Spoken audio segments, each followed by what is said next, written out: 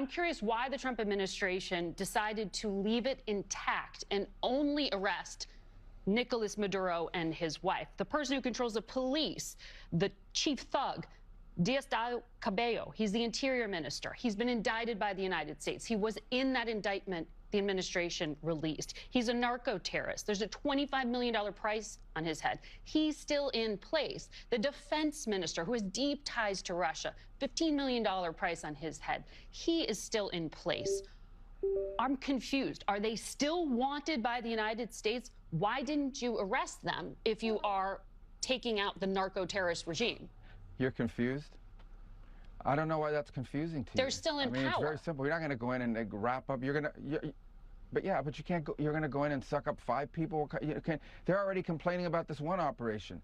Imagine the howls we would have from everybody else if we actually had to go and stay there 4 days to capture 4 other people. We got the top priority. The number 1 person on the list was the guy who claimed to be the president of the country that he was not. And he was arrested along with his wife, who was also indicted. And that was a pretty sophisticated and frankly complicated operation. It was. It is not easy to land helicopters in the middle of the largest military base in the country. The guy lived on a military base. Land within 3 minutes, kick down his door, grab him, put him in handcuffs, read him his rights, put him in a helicopter, and leave the country without losing any American or any American assets. That's not an easy mission. And you're asking me, why didn't we do that in 5 other places at the same time? I mean, that's absurd.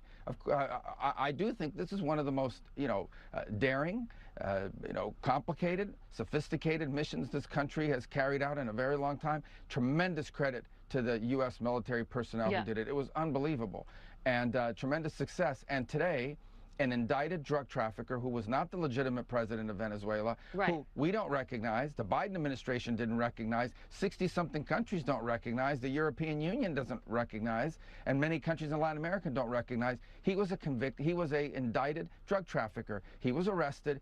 His wife was arrested, also but the indicted, others who are also indicted are still system of courts. The others who are also indicted are still in place. So that's the point of my questioning there. But you talked about not being the legitimate president. So you wanted us to land in 5 other military bases? No, I'm asking why you chose that this was the limit of the military operation. But to your point that you just made, that that Maduro was not the legitimate president. He was the guy who was claiming to be the president. Right. Well, the opposition. He was the top target.